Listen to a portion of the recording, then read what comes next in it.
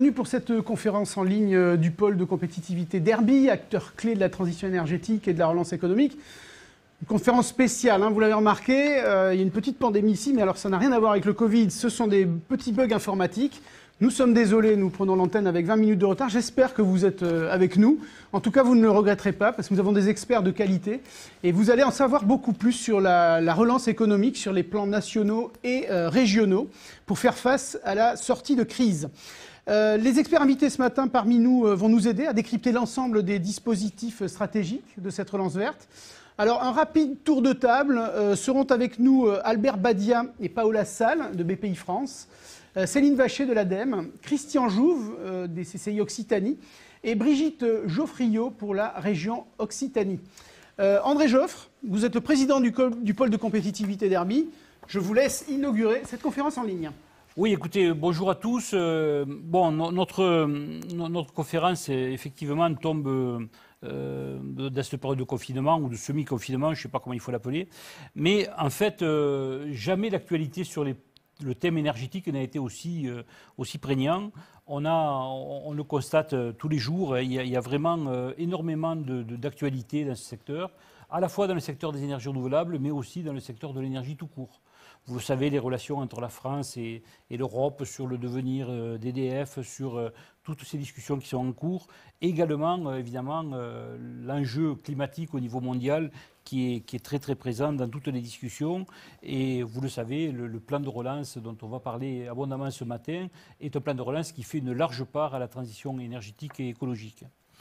Alors, pour l'Europe, en fait, qui est notre guide sur lequel on s'appuie souvent, le thème de la croissance verte, le pacte vert pour l'Europe, est un acte fondateur de la nouvelle équipe qui est arrivée en décembre dernier, puisque ça a été l'acte le plus important en termes d'investissement financier, etc. Ce phénomène a été encore accéléré par la présence des plans de relance qui était un peu inattendu. Le fait qu'il faille relancer un petit peu l'économie pour essayer de rattraper le retard évidemment qu'on va enregistrer en termes de produits intérieurs bruts, eh bien, tout cela est fortement orienté sur les énergies renouvelables et d'une façon générale la croissance verte, puisque pratiquement 30 milliards du plan de relance va être consacré à la transition écologique. C'est le Green Deal en fait. C'est le Green Deal, absolument. On constate aussi que c'est un phénomène qui dépasse largement le cadre français. Je pense que c'est demain que Joe Biden devrait annoncer un vaste programme, encore un programme supplémentaire au plan de sauvegarde qui a déjà été annoncé, un plan sur les infrastructures. Et on parle de programmes éoliens considérables, entre autres. Il y aura aussi du solaire, mais l'éolien devrait représenter pratiquement 30 gigawatts, l'éolien en mer. Donc on voit que c'est des sujets qui deviennent maintenant de plus en plus évidents aux yeux de tout le monde, aux yeux des investisseurs, parce que tout simplement la compétitivité des énergies renouvelables s'est fait jour et on a aujourd'hui une rentabilité qui est avérée.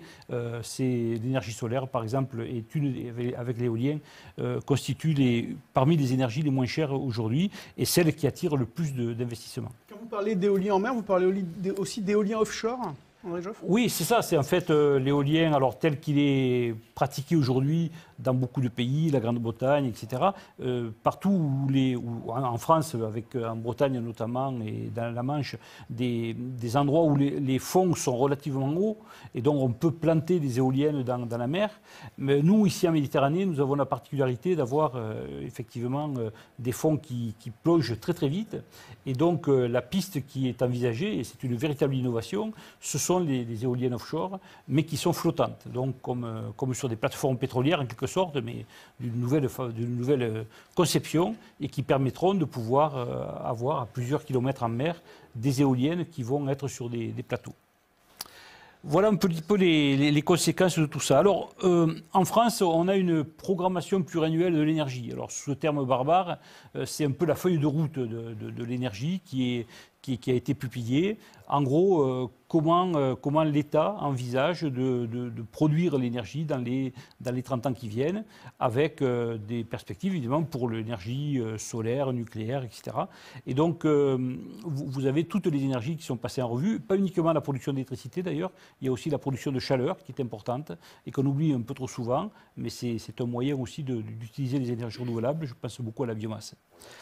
Alors, tout cela, si vous voulez, c'est très important. Ce que l'on constate quand même, c'est qu'il y a un peu de retard à l'allumage.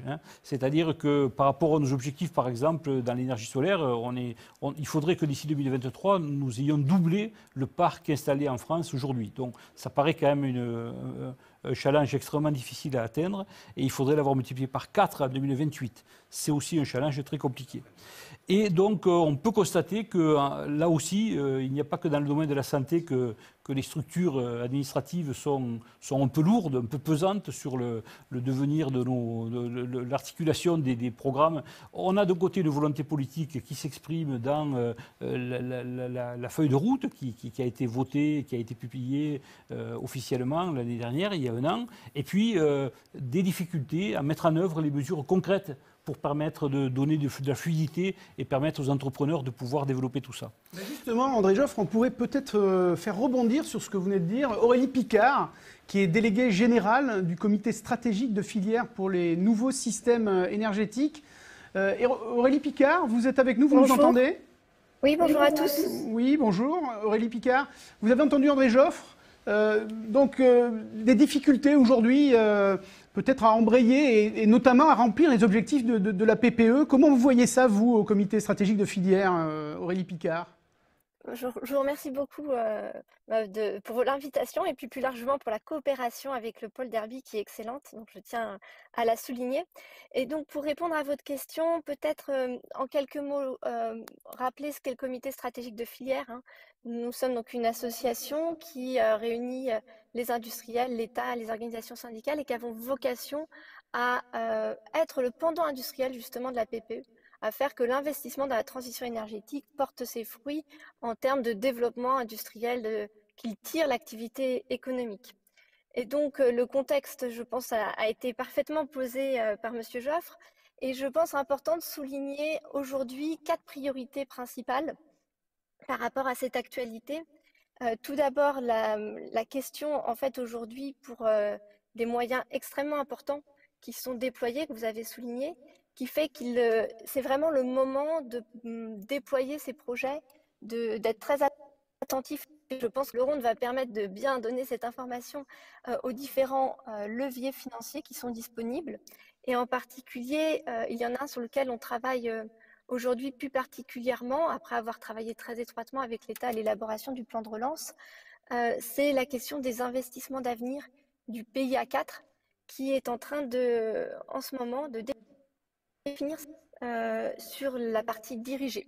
Le volet des investissements d'avenir se compose d'un côté de fonds qui sont structurels destinés à toutes les entreprises, et puis à côté de 12,5 milliards d'euros, ce qui est colossal, sur les thématiques considérées comme prioritaires. Et l'ensemble de nos sujets au sein de la filière sont considérés comme prioritaires. Et donc à l'été, il va y avoir une vague d'appels à projets qui va sortir. Et donc je vous invite dès à présent à être très attentifs, à préparer vos projets. On aura vraiment une opportunité forte de développer, de soutenir l'innovation et le déploiement des innovations. Par ailleurs, également au niveau européen, il y a des montants importants disponibles et il y a un fonds sur lequel j'attire tout particulièrement votre attention, qui est l'ETS Innovation Fund, qui a la particularité de pouvoir aider à soutenir les pilotes industriels. Ce qui est particulièrement important parce que ça vient en complément des aides à l'innovation qui sont plutôt nombreuses et bien dotées. Et cette partie du déploiement qui est une partie extrêmement importante peut être soutenue par l'ETS Innovation Fund. Et puis plus globalement, on travaille en lien étroit avec les pôles de compétitivité à mettre en place régulièrement des appels à manifestation d'intérêt. Et je vous encourage à être attentif à y participer parce que non seulement ces appels à manifestation d'intérêt permettent d'orienter ensuite les fonds et donc de les adapter à vos besoins, mais plus globalement d'avoir une connaissance plus fine et partagée des acteurs sur les chaînes de valeur et de faciliter la mise en relation entre les uns et les autres au niveau national et plus largement au niveau européen, une dimension qu'on tient à renforcer collectivement et particulièrement au sein du CSF. Donc voilà les points particuliers sur lesquels je tenais à attirer les opportunités, à attirer votre attention et remercier une fois encore le pôle Derby pour son dynamisme et la coopération fructueuse que l'on a. Merci beaucoup Aurélie Picard pour votre intervention. Merci beaucoup pour toutes ces informations précieuses pour les entreprises et les startups. Et notamment, on a retenu le Test Innovation, un fonds qui va être mis en place très rapidement. Merci beaucoup. Qui existe, hein, voilà, et vous pouvez le regarder dès maintenant. ETS Innovation Fund. Mais en tout cas, l'équipe du pôle sait vous accompagner sur le sujet. Merci beaucoup Aurélie Picard pour votre intervention. Merci. André Joffre, on poursuit peut-être avec vous. Je vais aussi dire aux internautes qui n'hésitent pas derrière leur écran à poser des questions. Hein, n'hésitez pas. Nos experts y répondront volontiers. Donc si vous avez des questions sur le plan de relance, sur ce que vient de dire Aurélie Picard, n'hésitez pas. On essaiera de répondre à vos questions le mieux possible. André Joffre ? Oui, alors ce qu'on peut dire, c'est que l'intervention d'Aurélie Picard est tout à fait judicieuse. Nous sommes, nous, les pôles de compétitivité, des intermédiaires entre les entreprises, les laboratoires de recherche et puis les bailleurs de fonds, que ce soit l'Europe, l'État. On a parlé des différents appels d'offres, notamment le PIA4 qui est richement doté. Donc voilà, notre boulot, c'est d'arriver à fédérer les entreprises, à les mettre en relation avec des centres de recherche et inversement, et puis de pouvoir présenter des projets innovants qu'on va essayer de soutenir pour aller chercher des financements. Alors, il faut dire que la région Occitanie, on est quand même bien loti ici, parce qu'il y a depuis toujours une sensibilité très forte sur ces sujets. Le mandat qui s'achève a été marqué, vous le savez, ici en Occitanie, sur le thème de région à énergie positive. C'était un peu visionnaire, hein, il y a 5 ans, pour lancer ces idées. Bon, aujourd'hui, force est de constater que c'était le bon choix, et la région continue donc avec le Green New Deal, et je pense que tout à l'heure, la vice-présidente nous en parlera. On a quelques pistes très sérieuses pour le futur. Bien sûr, on continue sur le solaire, etc., qui sont déjà bien installés dans le paysage, mais également l'hydrogène vert, qui va prendre son ampleur et qui a des lignes budgétaires importantes dans le plan de relance. L'éolien offshore, j'en ai déjà parlé. Et puis, plus généralement, la rénovation énergétique des bâtiments, qui constitue quand même un axe important. Vous savez qu'il existe encore beaucoup trop de passoires énergétiques. Et la loi qui a commencé à être discutée au Parlement hier, je crois, prévoit précisément des obligations de travaux pour les logements à moyen terme. Alors, ce qu'il faut bien comprendre, c'est que nous, on a vraiment ce travail à faire d'aller voir les entreprises, de les aider. Quatre grands sujets. La décarbonation de l'industrie. C'est un sujet qui est générique. Souvent, ça passe par des modifications profondes des process industriels. Hein. Quand on change d'énergie, on ne fait pas que changer d'énergie, on change aussi les méthodes de production, souvent. Donc c'est vraiment, et on gagne naturellement en compétitivité. C'est tout ce qui concerne la ville durable et les bâtiments innovants. Bon, on est en plein dedans. Voilà, il y a partout en Occitanie des initiatives de ce type-là, avec des villes qui se mettent en mouvement pour pouvoir démontrer et puis généraliser l'usage de bâtiments performants et connectés. Et puis la digitalisation et la décarbonation de la mobilité. Alors ça, c'est un sujet important. On a parlé tout à l'heure dans la conférence, dans l'Assemblée générale, des travaux qui sont faits, notamment sur la mobilité électrique. Eh bien, c'est vrai qu'on attend beaucoup de ce sujet-là. C'est peut-être le point le plus délicat, parce que transférer les consommations de pétrole vers des énergies renouvelables, c'est pas un sujet facile. Et donc, aujourd'hui, on est en plein dedans. Et la montée aujourd'hui que l'on voit sur l'engouement des Français pour les véhicules électriques, et puis aussi ce qui commence pour les véhicules à hydrogène, commence à montrer qu'il y a vraiment une piste là-dedans. Pour conclure donc, Alors, pour conclure, je dirais que notre pôle est vraiment bien installé dans son paysage, dans son écosystème, hein, comme on dit, avec les agences régionales, les agences nationales, on va entendre l'ADEME, on va entendre la région. Tous ces organismes-là sont vraiment là pour montrer l'intérêt qu'il y a à travailler en commun. C'est, je crois, vous savez, nous sommes un pays de rugby ici, et on ne gagne bien que si on joue collectif, et c'est ça un petit peu l'idée. Mais je voudrais appeler à ma rescousse un homme important, Jean-Hubert Lorenzi, Jean-Hervé Lorenzi, oui. qui est le président du Club des économistes et qui regroupe tous les grands économistes français. Et écoutez ce qu'il a dit sur BFM TV il y a quelques jours à propos des pôles de compétitivité. Et je demande à la régie de nous envoyer la vidéo si c'est possible. On écoute Jean-Hervé Lorenzi, Cercle des économistes. La vidéo.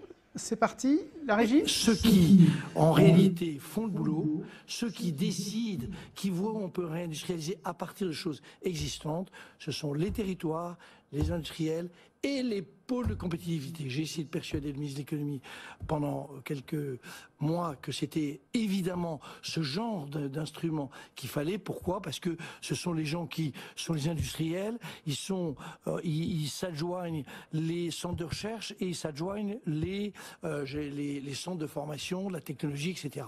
C'est comme ça qu'on y arrivera.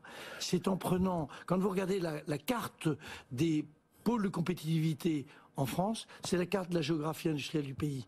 Et vous allez repérer partout des endroits où on peut repartir, en réalité créer des ETI. Vous vous souvenez que c'est notre discours permanent, on manque d'ETI par rapport à l'Allemagne, enfin on n'a pas ça. Essayer qui écrit là, 5000 ETI supplémentaires et la France est sauvée. Voilà. Et donc, essayer de donner un rôle à chacun. L'État est très important, mais c'est pas à Bercy que se décide le fait qu'on va faire de l'imagerie médicale à Rennes. C'est évidemment un pôle de compétitivité des industriels. Il se trouve qu'il y a plein de labos dans l'université, partout il y a énormément de capacités dans notre pays. Il faut juste essayer de faire remonter ça. Mais c'est du bottom-up, pas du top-down. C'est comme ça qu'il faut faire. Mais quel magnifique plaidoyer pour les pôles de compétitivité, André Joffre. Et voilà, on n'aurait pas fait mieux, je pense. Donc, on est très heureux que les économistes consacrent comme ça les pôles de compétitivité comme un des acteurs, à côté des territoires, à côté des industriels et à côté de l'État. Vous l'avez compris, nous, on plaide effectivement pour que l'État reste très actif dans les pôles de compétitivité. Et d'ailleurs, on s'y emploie tous les jours en essayant de convaincre aussi, autant qu'on le peut, les politiques. Alors, on poursuit notre table ronde avec nos experts. Et alors, vous avez parlé de programmes sur les bâtiments, les villes durables, la mobilité électrique. Il va falloir financer tout ça. Il va falloir trouver des leviers économiques. Et on va voir ça avec BPI France, avec Albert Badia, qui est directeur territorial, et avec Paola Salle, qui est délégué innovation. Albert Badia, bonjour. Bonjour Albert Badia. Bonjour. On vous entend parfaitement. C'est normal, vous êtes à 50 mètres d'ici et les raisons de distanciation sociale ne vous permettent pas d'être là aujourd'hui. Mais on n'est pas très loin, donc le son passe, c'est parfait. Albert Badia, est-ce que vous pouvez déjà nous parler des 3 axes aujourd'hui sur lesquels travaille la BPI France dans cette optique des plans de relance? Oui, tout d'abord, avant toute chose, remercier Derby de nous avoir associés à cette manifestation et désolé pour les problèmes techniques qui ont fait que je me suis connecté un peu tardivement, mais on est arrivé et je vous remercie pour la patience de vos techniciens. Et juste pour terminer le préambule, m'assurer que Paola Salle également est bien connectée car elle va prendre le relais de mon intervention. Voilà, si vos techniciens peuvent bien préparer ça en relais. Donc, encore une fois, après cette phase de préambule, vous dire, voilà, BPI France, bien entendu, est fortement impliqué dans le cadre du plan de relance. Alors, le plan de relance, vous en avez parlé, et on va en parler encore aujourd'hui, est un dispositif, comprend de très, très, très nombreux dispositifs, très, très large, il est massif, il est ambitieux, et c'est comme ça, en fait, qu'on le veut auprès de nos chefs d'entreprise et de nos collectivités. Donc, ce plan de relance, en fait, est venu irriguer différents plans, on va dire, menés par BPI France. Parmi lesquels je citerai le plan tourisme, le plan touch, le plan French Fab et surtout le plan climat qu'on va venir vous exposer aujourd'hui très brièvement avec Paola. Donc pour vous dire que tous les métiers de BPI France sont irrigués sont impactés positivement par des moyens supplémentaires, par des taux bonifiés, par une volonté amplifiée. Donc tous les métiers, le financement, la garantie, l'innovation et l'international. Voilà. Métier de BPI France que je représente moi sur Perpignan en tant que délégué de Perpignan, unité qui compte 8 personnes, qui regroupe tout le métier de la maison BPI France et qui couvre 2 départements, l'Aude et les Pyrénées-Orientales. Donc, les 3 piliers du plan climat, pour répondre du coup à votre question, les 3 piliers du plan climat aujourd'hui sur lesquels on va zoomer, c'est en premier lieu accompagner les entreprises dans leur transition énergétique. Tout à l'heure, bien entendu, l'ADEME prendra le relais. C'est accompagner, écouter, accélérer la transition énergétique, quelle que soit l'entreprise, quelle que soit la taille de l'entreprise, c'est très important. On ne vise pas uniquement les entreprises que l'on croit les plus polluantes, c'est toutes les entreprises qui sont concernées par cette transition énergétique. Deuxième pilier, accompagnement, le développement des énergies renouvelables. Donc là, c'est plutôt développer en fait l'installation d'infrastructures pour la production d'énergie verte et je salue le travail de M. Joffre, bien entendu, également dans ce sujet-là. Et le troisième pilier, c'est le dernier, c'est financer et accompagner massivement l'innovation dans ce qu'on appelle les green tech. Et c'est là où, si tout va bien, Paola Salle, déléguée innovation BPI France Montpellier, prend le relais pour vous parler un peu de ces sujets en fait d'innovation et de voir un peu quelle est l'innovation de rupture accompagnée par BPI France. On vous attend sur les innovations de rupture donc, et les effets de levier de la BPI sur cette thématique. Oui, bonjour, merci pour l'invitation. Donc effectivement, dans le cadre du plan climat, l'objectif est de financer et accompagner l'innovation. Est-ce que vous avez les diapos qui sont diffusés ou pas du tout? Vous les voyez ou pas? Absolument. Donc en fait, je voudrais juste revenir sur la diapo numéro 3 et 4. Vous entendez? Oui, ça y est, c'est parfait. Ça y est, c'est parti. Ah. Donc là, vous m'entendez? Donc pour l'innovation,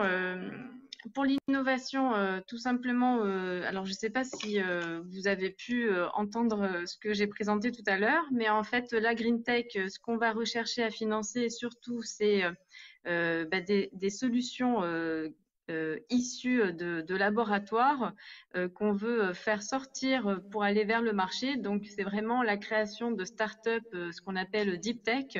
Donc, c'est toute solution qui permettrait de lutter contre le réchauffement climatique, qui viendrait des laboratoires.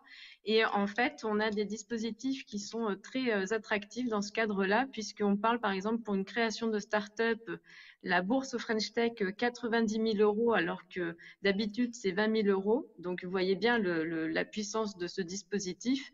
Et ensuite pour des projets qui vont à plus de 1,2 million d'euros, donc des projets qui visent à créer des vraies filières industrielles derrière, là on viendrait accompagner en aide subvention avance récupérable de 500 000 à 2 millions d'euros. Donc quand même, merci pour la diapo. Donc c'est vraiment ça qu'on vise, c'est vraiment soutenir l'émergence de start-up, entreprises issues des laboratoires, parce qu'on est intimement convaincu que la Green Tech, le plan climat, les enjeux seront ici aussi au niveau de la sortie de ces technologies qui sont aujourd'hui dans nos laboratoires. Donc, vraiment, moi, j'encourage tout porteur de projets innovants, que ce soit start-up, entreprise, de venir nous voir. Nous, l'objectif, c'est vraiment d'augmenter l'accompagnement sur les projets Green Tech. Donc, venez nous voir, on vous orientera vers le bon guichet, vers le bon dispositif. Et si vous avez en plus une collaboration avec un laboratoire, venez nous voir, on regardera si on peut vous accompagner avec les dispositifs Deep Tech. Sachez qu'en 2020, par exemple, 3 projets ont bénéficié d'une aide au développement Deep Tech pour un montant total de 5,3 millions d'aides. Donc c'est énorme pour une entreprise, notamment pour les jeunes entreprises qui sont en train de lever des fonds pour aller chercher à mettre en place des projets, des gros projets à plus de 1,2 million d'euros. Et on a accompagné 9 startups en création avec en tout et pour tout 810 000 euros de subventions, rien qu'en Occitanie Est. Donc nous, l'objectif cette année en 2021, c'est de faire plus. Et pour ça, du coup, on a besoin On a besoin de vous. Donc, n'hésitez pas à venir nous voir. Voilà. Voilà. L'idée, c'est de dire aux chefs d'entreprise, l'argent ne manque pas finalement. Alors on ne va pas leur dire que c'est les projets qui manquent parce qu'ils en ont plein, j'imagine.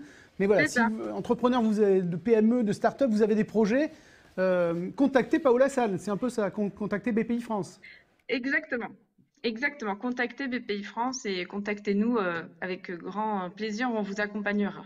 Parfait. Merci beaucoup, Paola Sall. Est-ce qu'Albert Badia est avec nous? Vous avez quelque chose pour conclure? Un mot pour conclure, Paola Sall? Merci beaucoup pour l'invitation et voilà, n'hésitez pas, on est toujours disponible pour échanger pour les projets innovants en général, donc ne pas hésiter à nous contacter. Voilà. Merci à vous en tout cas. Merci beaucoup. Céline Vacher, directrice régionale adjointe de l'ADEME. Céline, est-ce que vous m'entendez, vous, pour le coup, à Montpellier? Bonjour, je vous entends très bien. Est-ce que vous m'entendez également? Écoutez, oui, c'est une bonne nouvelle, on vous entend. Super. Parfait. Bah, écoutez, merci beaucoup au Pôle Derby pour l'organisation de cette table ronde et merci de nous laisser la possibilité de présenter nos dispositifs. Donc, c'est vrai que l'ADEME est très fortement mobilisée sur le plan de relance depuis septembre 2020 au travers d'un certain nombre de dispositifs. Simplement pour vous donner un ordre de grandeur, donc le plan de relance au niveau national, c'est 100 milliards d'euros. 30 milliards d'euros consacrés à la transition écologique et sur ces 30 milliards d'euros, l'ADEME va gérer 7 dispositifs qui représentent 2 milliards d'euros d'aide financière mobilisable sur les années 2020, 2021, 2022. Je ne sais pas si on peut passer les quelques slides que j'avais préparés. Alors, ces financements, ils sont mobilisables sous différentes formes, soit dans le cadre d'appels à projets nationaux. Et là, pour nous, l'enjeu, c'est vraiment d'arriver à mobiliser les entreprises de notre région dans ces différents dispositifs, de les accompagner à proposer des dossiers de qualité. Soit on a également, sur certains dispositifs, des budgets territorialisés que l'on va pouvoir mettre en œuvre, soit dans le cadre d'appels à projets régionaux, alors très souvent en partenariat avec la région, ou alors dans le cadre de dispositifs plus classiques avec des aides financières qui peuvent être attribuées sur des dispositifs d'aide existants. À noter également que pour nous, l'enjeu, c'est quand même d'aller au plus proche des entreprises et des territoires. Et l'ADEME a donc mis en place un certain nombre de dispositifs qui sont plutôt des dispositifs guichets avec des aides financières forfaitaires mobilisables directement en ligne via notre site internet, j'en reparlerai tout à l'heure, et qui permettent vraiment de toucher l'ensemble des TPE-PME, quel que soit leur secteur d'activité. Alors André Joffre le disait tout à l'heure, le plan de relance, alors pour nous sur les dispositifs que l'on gère, l'enjeu c'est bien évidemment la réduction des émissions de gaz à effet de serre, les économies d'énergie, économies de matière, mais on est toujours dans l'objectif aussi de recherche et d'amélioration de la compétitivité des entreprises. Voilà, donc triple enjeu, baisse des émissions de gaz à effet de serre, réduction de l'utilisation des ressources et amélioration de la compétitivité. Alors, sur ces différents axes, je vais pas tout développer, il y a des sujets qu'on a déjà abordés, notamment sur le sujet de l'hydrogène avec un dispositif qui permet, dans le cadre d'appels à projets nationaux, d'aborder à la fois les démarches territoriales qui visent la production, la distribution et l'usage d'hydrogène, mais également le développement, l'accompagnement de la recherche, le développement et l'innovation, avec un appel à projet PIA, briques technologiques, qui permet d'accompagner les entreprises qui développent des produits ou services en lien avec la distribution et l'usage d'hydrogène. Des dispositifs un peu nouveaux pour nous aussi, sur lesquels on n'était pas vraiment mobilisés, par exemple le tourisme durable. Alors c'est un sujet très transversal dans lequel on va retrouver les différents sujets qui font les compétences de l'ADEME, mais avec là une approche plus globale et transversale. J'en dirai un petit mot tout à l'heure. Et puis une grosse opération qui vise la cible des TPE-PME, avec là aussi différents dispositifs. Alors si on peut avancer à la slide suivante. Donc l'accompagnement de l'ADEME dans le cadre du plan de relance se fait donc notamment au travers de financement de projets pour la transition écologique des entreprises. Alors je voulais insister quand même sur le fonds décarbonation de l'industrie, puisque ça représente un budget très conséquent, 1,2 milliard d'euros consacrés à ce sujet, avec des aides financières pour des investissements portés par des entreprises industrielles qui permettent de réduire les émissions de gaz à effet de serre du secteur industriel. Donc, on est vraiment sur des actions d'efficacité énergétique et de développement de chaleur renouvelable. C'est un appel à projet national qui est géré par l'ADEME, qui ne concerne par contre que des projets d'investissement supérieurs à 3 millions d'euros. Pour les projets d'investissement inférieurs à 3 millions d'euros, il y a un dispositif guichet qui est géré par l'ASP avec là un certain nombre d'actions éligibles et un dépôt, une demande d'aide financière qui peut se faire directement en ligne par les entreprises. C'est le fameux fonds chaleur de l'ADEME, c'est ça? Alors non, ça c'est encore un autre dispositif. Alors le fonds chaleur permet d'accompagner le développement de la chaleur renouvelable dans tous les secteurs d'activité. Le fonds chaleur, il est hors plan de relance. C'est un dispositif socle de l'ADEME et pour l'année 2021, il est doté de 350 millions d'euros. Donc ça vient en plus des aides que j'ai annoncées précédemment. Hein. C'est hors l'enveloppe des 2 milliards d'euros. Hein. Ces 2 milliards d'euros, ils viennent en plus du budget classique de l'ADEME, qui est un budget de l'ordre de 760 millions d'euros par an. Donc, grâce au plan de relance, on multiplie presque par 2,5 le budget d'intervention de l'ADEME. On a également le fonds économie circulaire, alors qui est un fonds qui existait déjà, qui était doté précédemment de 170 millions d'euros par an en moyenne.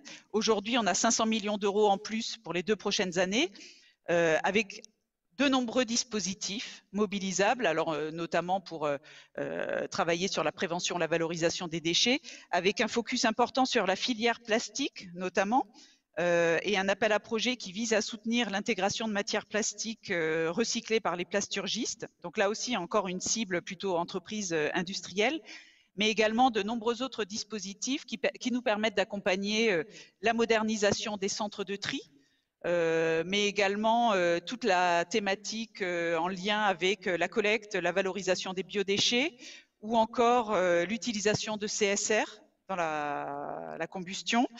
Et puis également un sujet important sur lequel on a des budgets importants à mobiliser, c'est tout le sujet de la réparation, le réemploi et la réutilisation.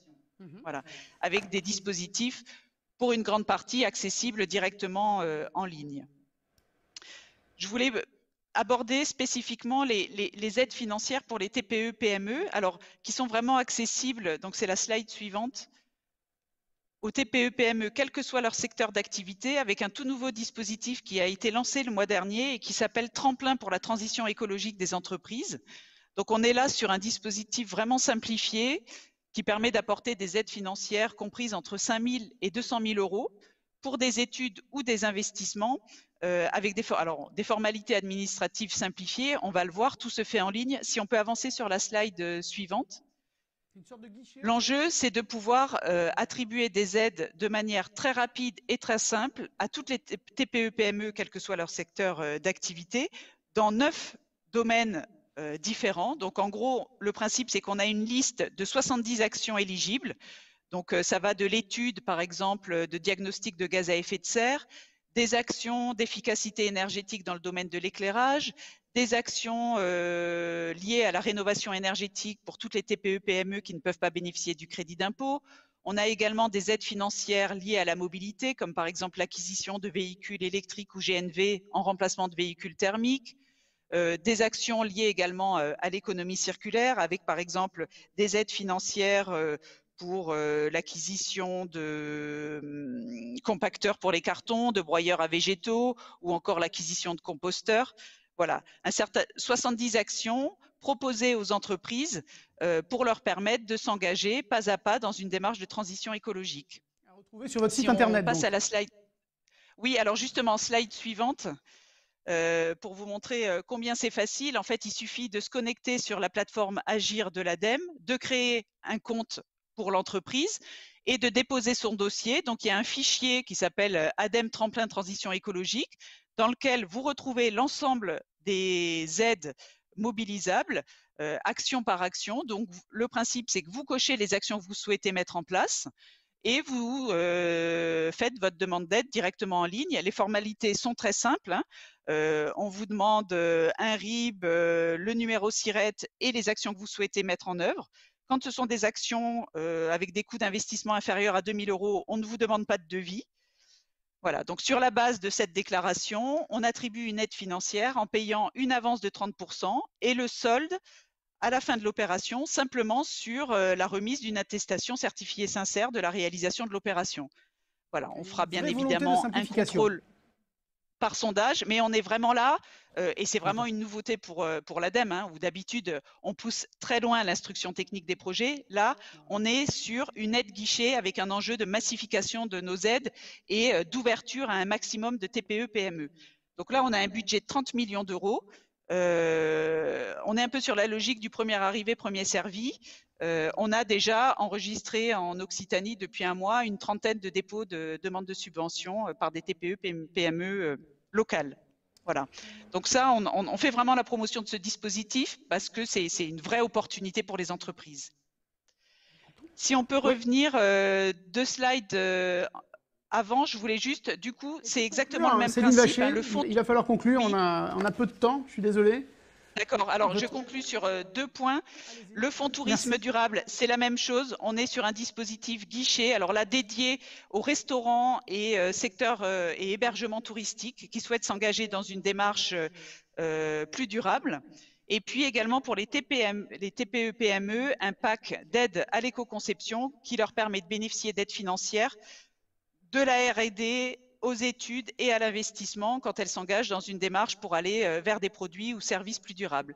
Et puis peut-être, dernier point, c'est la slide 6, pour dire que on est également là pour accompagner les entreprises qui sont dans une démarche de recherche, développement et innovation au travers de 2 dispositifs. Donc nos dispositifs assez classiques dans le cadre du PIA, via le concours d'innovation ou via les appels à projets du PIA, et puis un dispositif plan de relance très incitatif qui s'adresse là aux entreprises qui ont déjà développé une solution innovante dans le domaine de la transition écologique et qui souhaitent là se faire accompagner dans une démarche de commercialisation et d'industrialisation avec la possibilité de concourir dans le cadre d'un appel à projet et qui leur permet de bénéficier d'une aide financière forfaitaire de 100 000 € pour les investissements liés à l'industrialisation et commercialisation de leurs solutions. Voilà.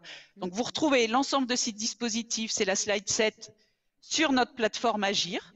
Donc notre plateforme Agir recense l'ensemble de ces dispositifs, qu'il s'agisse d'appels à projets nationaux, régionaux ou nos guichets.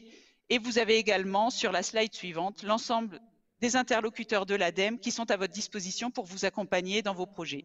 Voilà, merci beaucoup Céline Vacher. Toutes ces adresses seront à retrouver bien sûr sur le replay de cette conférence en ligne. Merci beaucoup Céline Vacher pour votre intervention. On enchaîne avec la CCI Occitanie et Christian Jouve qui en est le directeur général. Alors Christian Jouve, vous m'entendez? Je crois que vous êtes là. On va vous voir tout de suite. Christian Jouve, parfait, vous êtes avec nous. Merci beaucoup d'être présent avec nous ce matin. Vous êtes directeur général de la CCI Occitanie. Christian Jouve, avec vous, on va parler de terrain, un peu de pédagogie. Les CCI, qu'est-ce qu'elles font? Elles vont sur le terrain pour justement réveiller un petit peu les forces vives. Ben écoutez, bonjour à tous. Bonjour André, bonjour à Gilles, et merci de cette invitation. Bon, effectivement, ce qui fait la force des CCI, c'est sa proximité et son terrain. Donc, sur la problématique du plan de relance et notamment sur la partie transition écologique, nous avons mis, j'allais dire, l'accélérateur. La volonté pour nous, c'était effectivement que dans chaque département, dans chaque CCI, il puisse y avoir des conseillers dédiés à ces problématiques, ce soit l'industrie. En fait, nous travaillons sur 3 domaines, sur le plan de relance, la transition écologique, avec les différents acteurs que l'on a entendus tout à l'heure. Il y a la problématique des entreprises en difficulté, qui est quand même un secteur très compliqué, et ensuite la partie relance industrie, notamment avec les appels à projets. Donc effectivement, CCI rime avec proximité, et dans ce contexte, nous avons déployé 56 collaborateurs qui sont identifiés, et dont la liste et les coordonnées vous seront transmises à l'issue de ce webinaire. Alors, très concrètement, ça va se passer comment pour les CCI? Vous allez aller sur le terrain, vous allez faire des réunions, vous allez... Alors, justement, dans le cadre de l'accord que nous avons passé avec le préfet de région, donc des réunions départementales vont être organisées par les préfets en liaison avec les présidents des CCI et qui inviteront l'ensemble des entreprises qui le souhaitent déjà et qui se sentent concernés par ce plan de relance, dont il faut démystifier tout de suite l'objectif, hein, qui reste pas simplement les grands groupes ou les entreprises technologiques, mais les PME. Et je crois que c'est très important. Et la partie transition écologique est, à mon sens, le meilleur élément de compréhension de l'accessibilité pour les PME à ce type de démarche. Et donc, c'est dans ce contexte-là que cela va se passer sur le prochain mois, puisque l'objectif, vous le savez, du plan de relance, c'est d'aller vite, et l'objectif étant le 1er juin. Donc, ça va très vite, même si après, il y aura des mesures sans doute supplémentaires. Mais là, oui, c'est une mobilisation, j'allais dire, c'est une main tendue. Hein, main tendue, je donne, main tendue, je prends. C'est un petit peu le pari qu'on fait avec les PME, simplicité, efficacité, écoute, et j'espère réactivité sur tout le territoire. Est-ce que vous sentez une appétence pour les PME, pour ces sujets? Il est clair que les 297 pages du plan de relance, lorsqu'elles sont sorties, étaient largement, j'allais dire, dévolues aux ésotérismes de la pensée technocratique. Mais je crois qu'avec le temps, avec tous les acteurs, avec le travail de toute l'équipe, hein, puisque c'est un travail d'équipe, on a envie de dire aux PME, osez, hein. Dans tous les cas, il n'y a rien à perdre, il y a tout à gagner, si je puis dire, hein, pour l'entreprise, pour l'emploi. Hein, et donc, dans ce contexte-là, je crois qu'il faut oser. Et nous avons, pendant la dernière période, là, entre septembre et le début d'année, fait de nombreux appels sortants. Hein, c'est-à-dire que nous sommes allés chercher les entreprises pour leur dire, écoutez, regardez ce qui se passe. Et si vous n'y arrivez pas, eh bien, on vous tiendra la plume. Et on fera avec vous les différentes démarches qui sont plus simples que ce qu'on croit. Je crois que ce qui est important, c'est de susciter à ce qu'il y ait ce déclic. Hein, le plan de relance, c'est un plan pour les PME, hein, et pour les entreprises en général. Et donc, dans ce contexte-là, il faut profiter de cette mobilisation à la fois des acteurs de l'État, de la région, des établissements publics, et puis j'allais dire merci à André de cette initiative. Je crois que c'est très important que les acteurs sachent qu'on peut démystifier le plan de relance accessible si on le fait avec une certaine pédagogie et dans la simplicité qui est celle que le réseau des CCI développe pour les entreprises. André Joffre, un mot? Oui, non, tout simplement, je voulais dire à Christian, d'abord, je le remercie d'être venu porter la bonne parole au sein de notre conférence, mais aussi bien dire qu'il y a un parallèle, une symétrie entre les pôles de compétitivité et les chambres de commerce, en fait. Parce que nous sommes tous les deux des corps intermédiaires, on va dire, qui savons lire la littérature grise, hein, parfois un peu complexe, et pour la traduire en termes simples pour nos entreprises. Hein. C'est ça un petit peu, je crois, la force adressez-vous à votre chambre de commerce, adressez-vous à votre pôle de compétitivité, ils sauront vous expliquer ce qui peut vous paraître un peu complexe, parce que c'est vrai qu'il y a beaucoup de lignes budgétaires, ça peut paraître un peu confus tout ça, même si l'ADEME nous a montré qu'il y avait une grande simplification quand même dans les postures de l'État. Mais enfin, sachez en tout cas que vous trouverez toujours une oreille attentive à la Chambre de commerce, dans votre pôle de compétitivité, qui saura se mettre à votre portée. Alors peut-être, si vous voulez bien, je peux rajouter aussi, puisqu'on était dans la proximité, c'est que toutes ces actions sur la transition écologique concernent des domaines comme le tourisme, comme le commerce. Enfin, on est vraiment dans la fibre essentielle de nos territoires, de l'activité de vie, de nos villages, de nos villes moyennes. Donc voilà, c'est important de voir que, comme le disait André, que le panel d'intervention sur cette transition écologique, eh bien, elle démarre à l'interrupteur qu'on actionne, hein, ça va pas plus loin que ça. Il y a eu tout un travail qui a été fait, notamment sur les crédits d'impôt pour les particuliers, hein, dont on connaît les uns et les autres l'intérêt. C'est vrai que le crédit d'impôt pour les entreprises est aussi une nouveauté. Donc, je pense qu'il faut susciter les questions, hein, et ensuite, nous apporterons les réponses, parce que je crois que l'ADEME l'a dit tout à l'heure, le dispositif qu'elle propose est quand même très large et très souple. Merci beaucoup, Christian Jouve, et je retiendrai un mot de votre intervention, c'est oser, oser, oser. Voilà, il faut que les entreprises osent Il y a des fonds aujourd'hui nécessaires et tout est possible, on va dire. Merci beaucoup, Christian Jouve. On enchaîne avec la région Occitanie et Brigitte Geoffriot, qui est directrice de l'économie et de l'innovation en région Occitanie. Bonjour, Brigitte Geoffriot. Est-ce que vous nous entendez? Est-ce qu'on est en contact avec vous? Je vous entends et je vous vois. Est-ce que vous m'entendez également? On vous entend parfaitement et on vous voit parfaitement. Ok. Vous allez évoquer avec nous l'articulation entre justement tous les dispositifs nationaux, régionaux pour une meilleure réponse aux PME, c'est ça? La coordination, l'efficacité, c'est ça qui vous anime aujourd'hui?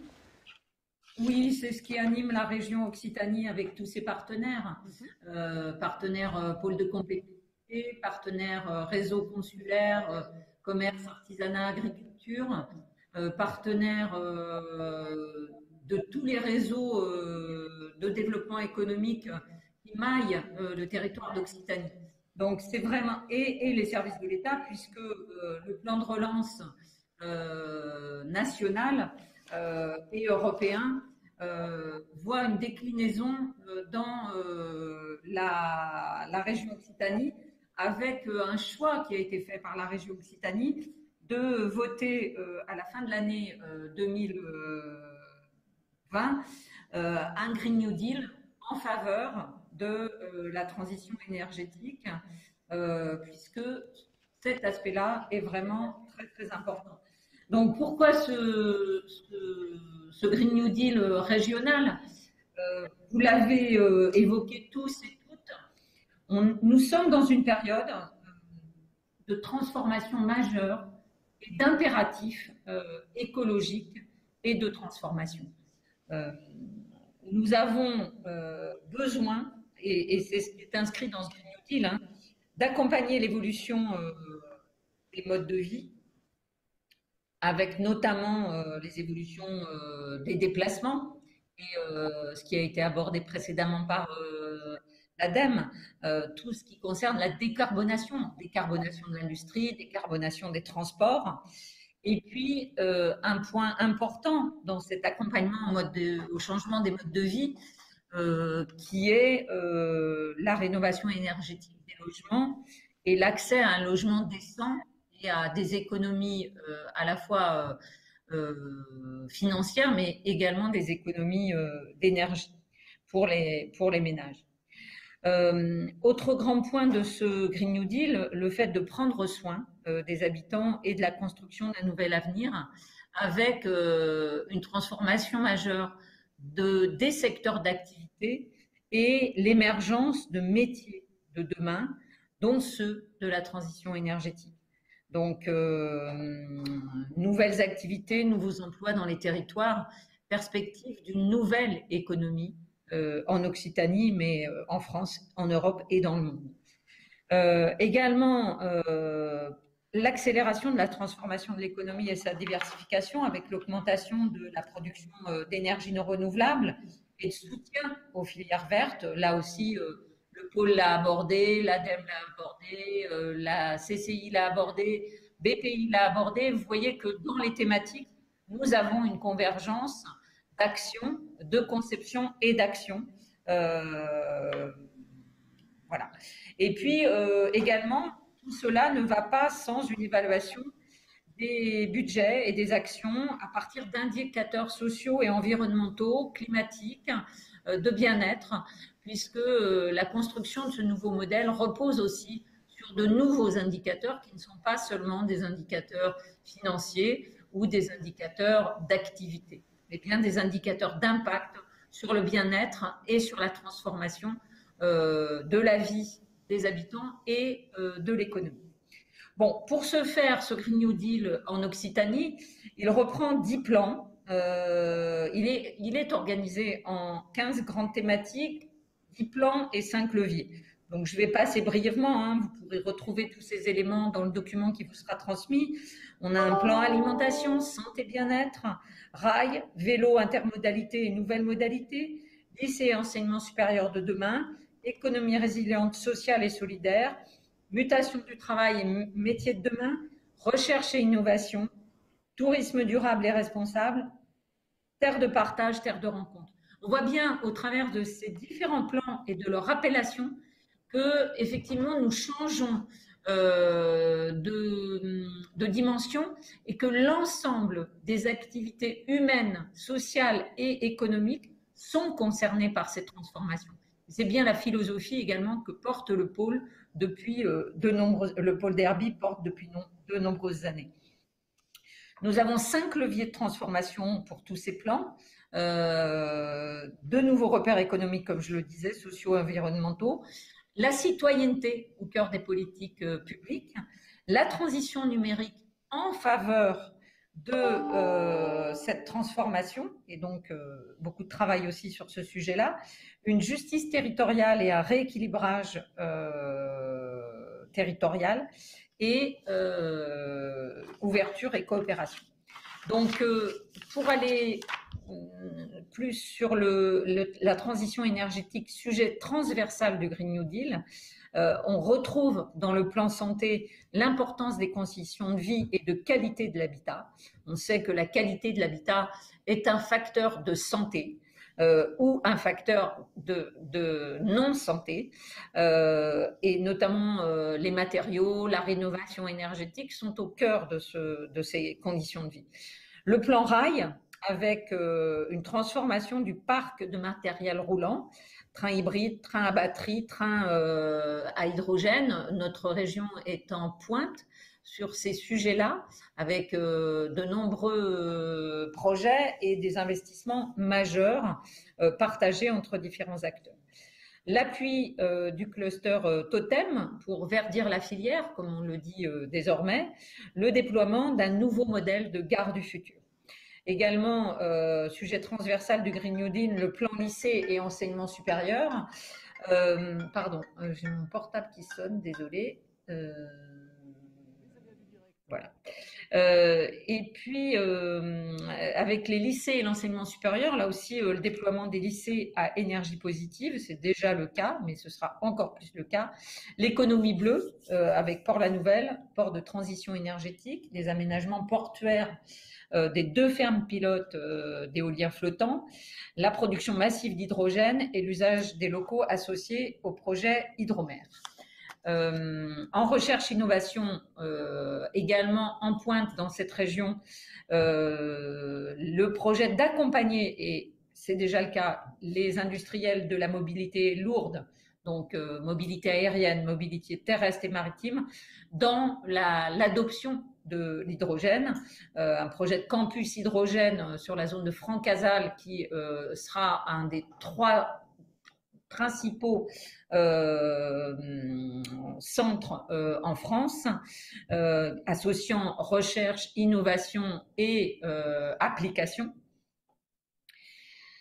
Et puis l'hydrogène pour le maritime. Donc l'hydrogène pour le transport terrestre, l'hydrogène pour le transport aérien et l'hydrogène pour le transport maritime. La construction de la recherche et de l'innovation, donc avec 4 défis clés, 4 premiers défis clés qui permettent un positionnement de l'Occitanie sur des thématiques d'intérêt pour le territoire et qui disposent de forces de recherche reconnues. Donc hydrogène vert, technologie quantique, biodiversité et maladies infectieuses et vecteurs. Voilà, donc des appels à projets, notamment en relocalisation industrielle, pour aller vers la transition énergétique et la relocalisation d'activités ou la localisation d'activités nouvelles dans le domaine de la transition énergétique. Donc un appel à projet avec différentes phases, et vous trouverez tous les documents sur le hub Entreprendre. Un premier dépôt de projet qui était au 31 janvier 2020, deuxième délai 30 mai et troisième délai 30 septembre. Également un nouvel outil voté par la région Occitanie dans son AP, en principe son AP, dans les grands principes, son assemblée plénière de décembre, l'Agence régionale des investissements stratégiques est à nouveau précisée lors de l'assemblée plénière qui a eu lieu la semaine dernière, donc qui vise à soutenir des projets de localisation ou de relocalisation d'activités dites stratégiques via une offre de services élargie, foncier, immobilier, pré-investissement, prise de participation. Parfait. Merci voilà. Brigitte Geoffriot. Un mot peut-être pour conclure cette présentation. Nous sommes avec Annie. Oui, un mot pour conclure.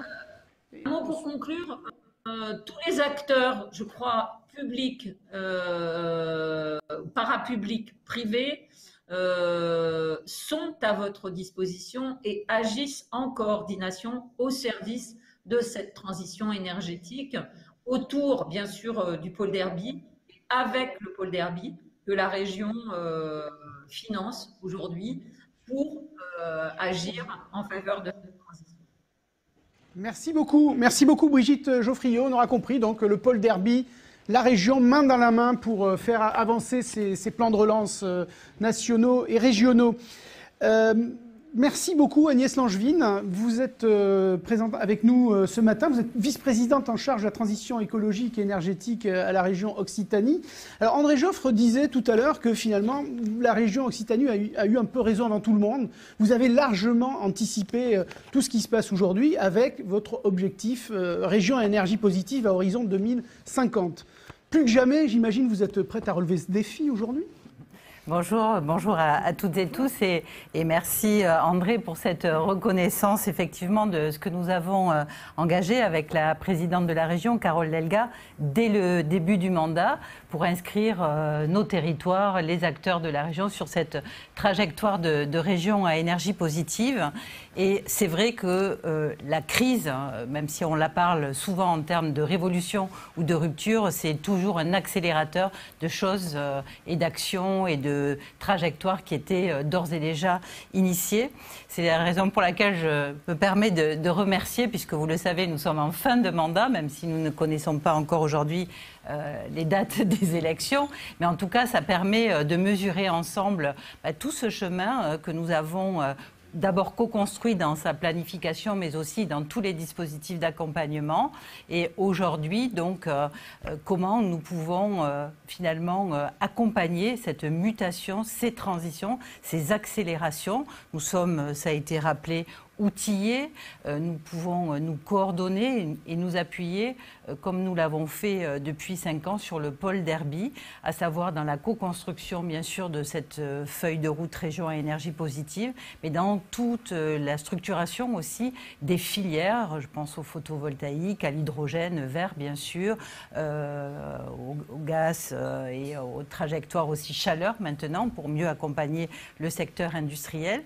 Et donc, au-delà, bien sûr, et c'est dans le cœur du pacte vert qui a été présenté, nous devons finalement maintenant croiser, faire converger à la fois cette trajectoire de transition avec les objectifs que nous nous étions collectivement fixés, que ces projets soient vraiment compatibles avec notre trajectoire région à énergie positive, que ce soit pour l'industrie ou que ce soit aussi pour le tertiaire. On avait modélisé moins 25% de consommation énergétique pour l'industrie, moins 30% pour le tertiaire.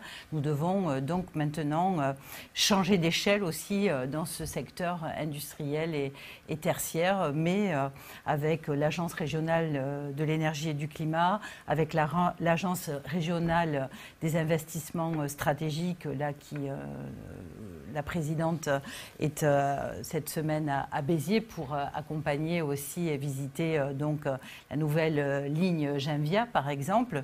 Donc on voit que effectivement tout ce qui a été préparé est aujourd'hui opérationnel. Donc on l'a vu ce matin, les moyens sont mis en œuvre. C'est ça aussi qui doit vous enthousiasmer. Il y a beaucoup d'argent qui est mis sur la table. Alors certes, la crise y est un petit peu pour beaucoup. On a perdu des points de PIB, comme le disait André Joffre. Il faut rattraper tout ça. Rattrapons-le à travers le Green Deal, à travers la relance verte. Beaucoup de moyens sont mis aujourd'hui sur la table.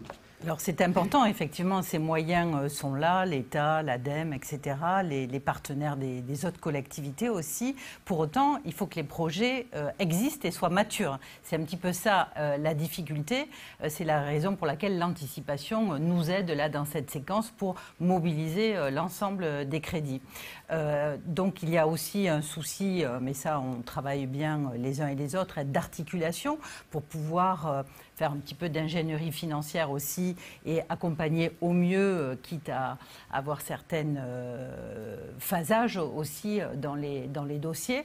Donc l'idée est effectivement de pouvoir mobiliser des moyens et des moyens importants qui sont effectivement là inscrits dans les différents appels d'offres. Il y a encore des sujets. Là, il y a la loi, le projet de loi qui entre en discussion climat et résilience. Voilà, il y a des petits sujets comme la déclinaison, l'article 22 de la PPE. Bon, mais ça, on aura d'autres débats. Mais on voit qu'il faut continuer finalement à pousser en complément des moyens aussi, des freins, en tout cas réglementaires, ou même une vision de l'articulation entre le territoire et la transition énergétique. J'allais justement vous poser cette question. Sans volonté politique, finalement, on est à quelques mois des élections, là. Il y a beaucoup de choses qui se jouent lors des élections régionales. Il faut que les citoyens le sachent aujourd'hui. Sans volonté politique, finalement, on n'arrive à pas grand-chose. Il faut qu'elle soit là aujourd'hui, cette volonté politique, aussi. Et avant tout. Bien sûr, la volonté politique, c'est du portage politique, au sens noble du terme, c'est-à-dire avoir une vision, la faire partager, parce que la région à énergie positive, ce n'est pas la région en tant qu'institution, c'est notre capacité, avec de l'enthousiasme, avec de l'inspiration, et je remercie encore une fois André, parce que c'est vrai que j'avais dit que c'était ma muse, j'exagère un peu, mais quand même. Mais en tout cas, de pouvoir embarquer tout le monde, de convaincre aussi, voilà, et d'être vraiment dans une écologie des solutions, de la démonstration, que c'est vraiment majeur dans le champ de la transition. Même si, et vous le disiez, les lourdeurs administratives en France demeurent. Oui, c'est pas toujours simple. Donc il faut continuer à la place qui est la nôtre, le plaidoyer, le lobbying, voilà, il faut continuer à porter notre vision, à la défendre. Et voilà, je crois qu'aujourd'hui, la fenêtre avec une opinion publique, ça c'est très important, qui est aussi très mobilisée. Nous avons fait un grand progrès, mais voilà, c'est pas fini. C'est pas fini. Un dernier mot peut-être aux chefs d'entreprise. Brigitte Geoffriot parlait aussi beaucoup de bien-être. Ça ressort beaucoup dans vos volontés politiques aussi, finalement le citoyen en Occitanie se sente mieux. Un mot pour les entrepreneurs, pour les citoyens de la région. Qu'est-ce que vous leur dites aujourd'hui? Allez-y, n'ayez pas peur. Oui, bien sûr, il faut dans la transition énergétique. Il faut oser, et ça pour que les entrepreneurs aussi se saisissent, il faut que nous aussi sortions des logiques de guichet. C'est-à-dire que là, on met, et ça c'est vraiment une marque de l'ADN de la présidente de la région, il faut qu'on soit plus agile, il faut qu'on soit en mode projet, et c'est à nous de faire avec l'Agence régionale des investissements stratégiques. Là, nous venons de lancer une plateforme d'épargne citoyenne justement pour rapprocher le citoyen des acteurs économiques, mobiliser bien sûr des fonds, mais aussi pouvoir avoir un circuit court finalement entre l'entreprise et le citoyen, c'est extrêmement important. Parfait, merci beaucoup Agnès Langevin. On enchaîne avec Romain Garraud. Vous êtes sous-préfet à la relance auprès du préfet de région Occitanie. Est-ce que vous nous entendez, Romain Garraud? Et merci déjà d'être parmi nous. Est-ce que vous m'entendez? On est en lien avec vous. On vous voit, Romain Garraud. Est-ce que vous nous entendez, Romain Garraud? Oui, je vous entends. Alors, il faut ouvrir votre micro, je pense. On ne vous entend pas. On ne vous a pas à mon retour.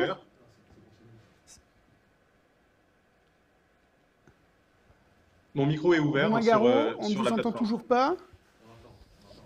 On l'entend en régie, d'accord? Donc on vous entend, Romain Garraud. Donc, question, l'État se met au diapason finalement de la politique régionale que vient de décrire et de décliner Agnès Langevin, c'est ça? Alors, disons que les plans de relance se parlent entre eux et les objectifs. Est-ce que vous m'entendez?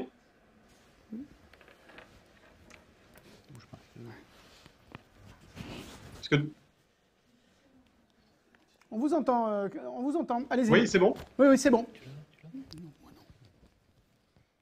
Alors oui, donc effectivement, les deux plans de relance se parlent et c'est le volet transition écologique du plan de relance est absolument majeur. Ce que je voudrais en préambule, c'est évidemment remercier le pôle de compétitivité d'Herbie pour cette invitation qui symbolise, et j'y reviendrai, l'ambition de territorialisation du plan de relance, c'est-à-dire d'être au plus près des acteurs pour assurer d'une part la promotion de mesures, mais également l'accompagnement. Je salue également Madame la vice-présidente, puisque j'y reviendrai, mais le travail de collaboration et de coordination qui est fait avec le Conseil régional est extrêmement riche et extrêmement utile et nous permet de mettre au mieux en place les différentes mesures du plan de relance.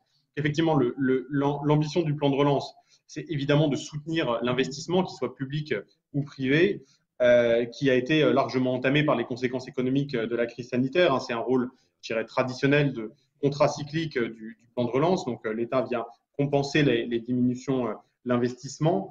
C'est également venir au soutien des secteurs les plus touchés par la crise économique, avec des mesures qui sont particulièrement ciblées sur certains secteurs, sur certains publics.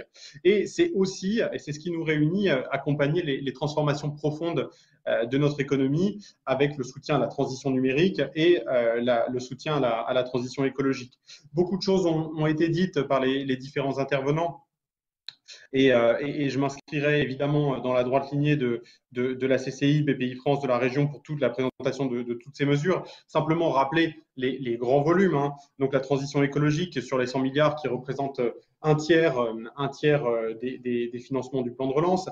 C'est d'abord, et je le souligne ici parce que ça n'a pas été évoqué, mais c'est évidemment le soutien à la rénovation énergétique des bâtiments, soutien à la rénovation énergétique des bâtiments de l'État, des collectivités territoriales et des particuliers à travers le dispositif MaPrimeRénov' qui rencontre un fort succès.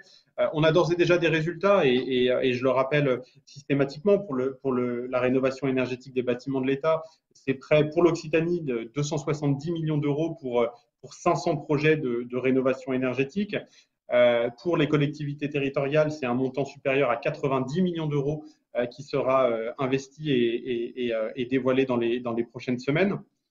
Le volet énergétique du plan de relance, le volet écologique du plan de relance, il porte également sur des sujets d'aménagement.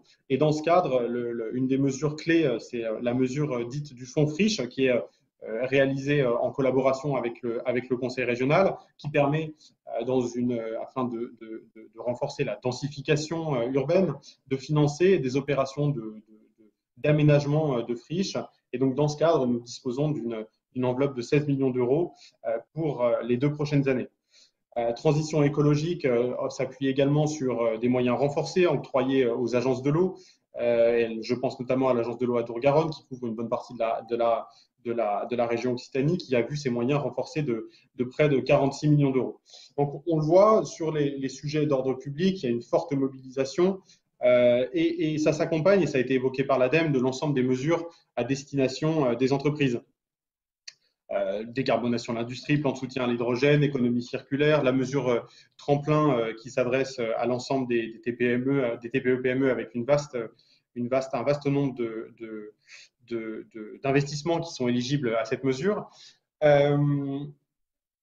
Cette mesure du plan de relance, elle intervient en complémentarité, donc celle de l'ADEME, avec l'ensemble des autres mesures qui visent à soutenir l'investissement des entreprises qui touchent le secteur industriel. Je le rappelle, nous avons un grand nombre d'appels à projets thématiques, sectoriels, sur l'aéronautique, sur le nucléaire, sur l'automobile. Tous ces appels à projets industriels rencontrent un très fort succès en Occitanie, avec déjà près de 109, enfin pas près, exactement 109 projets financés en Occitanie pour un montant d'aide de près de 127,5 millions d'euros. On voit que sur le volet industriel, transition écologique, les moyens du plan de relance sont au rendez-vous.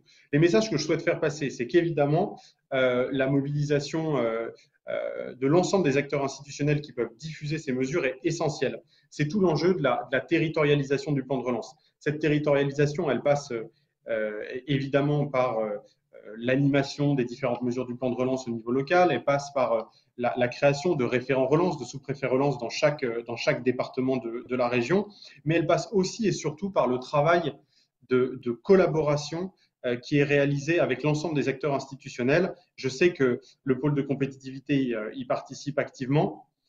Je salue également le travail qui est réalisé conjointement avec la CCI dans le cadre des rendez-vous de la relance qui vise à diffuser l'ensemble de ces mesures des entreprises. Cette territorialisation, elle passe également par le travail d'articulation qui est fait avec le Conseil régional pour nous assurer que les mesures fonctionnent de manière de manière conjointe et articulée entre nos deux plans de relance. Parfait. Merci beaucoup, Romain Garros. Ce qui m'étonne, et enfin ce qui est vraiment surprenant de manière très positive, c'est la vitesse avec laquelle tout cela se met en place. On sent qu'il y a une urgence. Alors, effectivement, l'urgence, c'est l'urgence économique, c'est l'urgence des conséquences de la crise sanitaire, mais c'est aussi l'urgence de la réussite du plan de relance. Très clairement, l'objectif, c'est que le plan de relance il soit mis en œuvre en 2021-2022. Ce qui nous oblige à la fois à sélectionner les projets dans un temps qui est contraint, à sélectionner des projets qui ont un fort niveau de maturité, mais c'est aussi la condition de la réussite du plan de relance pour qu'il ait des effets économiques immédiats et qu'il joue bien ce rôle contracyclique qui est l'objectif premier du plan de relance avec l'accompagnement des transformations écologiques et numériques que j'évoquais. Oui, parce qu'on se souvient de la une du Point il y a quelques jours avec Emmanuel Macron sur un escargot. Là, pour le coup, l'escargot a chaussé ses chaussures de vent, comme on dirait. Alors, je ne réagirai pas à cette une, mais en tout cas, je peux vous garantir que sur le plan de relance, on a un objectif de célérité qui est très net et l'ensemble des services de l'État sont extrêmement mobilisés. Je salue vraiment le travail qui est réalisé par l'ADEME, par la Directe aussi, qui accompagne les porteurs de projets aux différentes mesures du plan de relance, le travail qui est mené par BPI. Enfin voilà, il y a un vrai travail d'équipe qui est réalisé conjointement au sein des services de l'État, avec les collectivités territoriales et avec l'ensemble du tissu économique et des acteurs institutionnels qui le représentent. Donc moi, la mobilisation est forte, il faut vraiment tenir ce rythme. C'est un projet collectif qu'on porte au service de notre économie. Et effectivement, la rapidité de la mise en œuvre est un enjeu absolument déterminant. Avec à la clé, on l'a vu aussi, beaucoup de simplification de la part des divers services, que ce soit de l'ADEME, de l'État. Beaucoup de simplification, donc.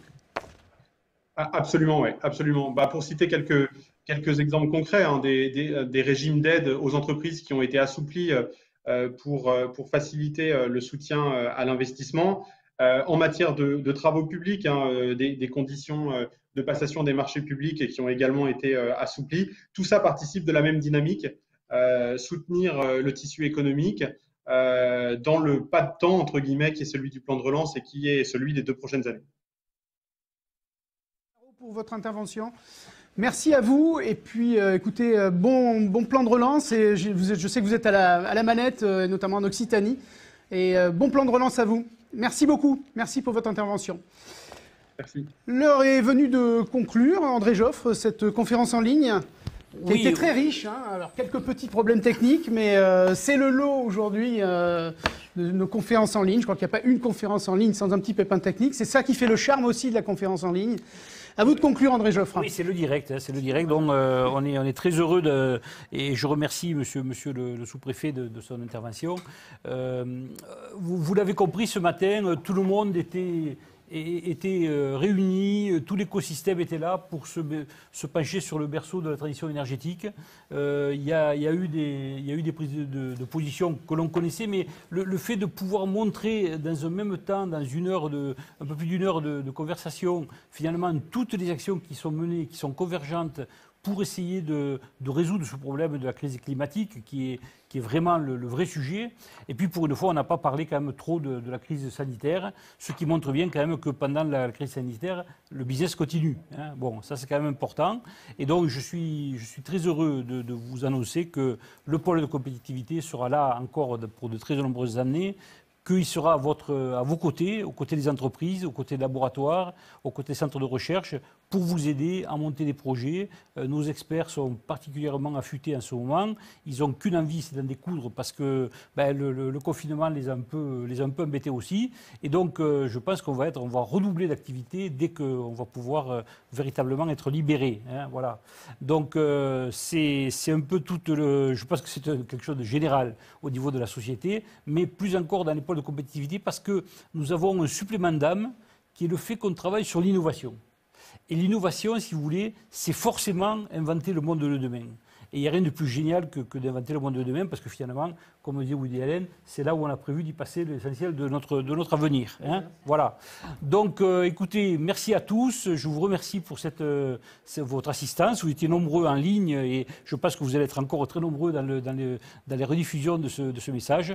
Merci à tous et puis à très bientôt, parce que je pense qu'on n'a pas fini de faire des conférences en ligne. Vous avez noté que quelques experts qui étaient autour de la table avaient quelques envies, ils avaient envie de parler encore plus que ceux qui ont eu le temps de parler. Donc je pense qu'on aura l'occasion de se revoir en ligne et puis aussi bien sûr en présentiel dès que ce sera possible.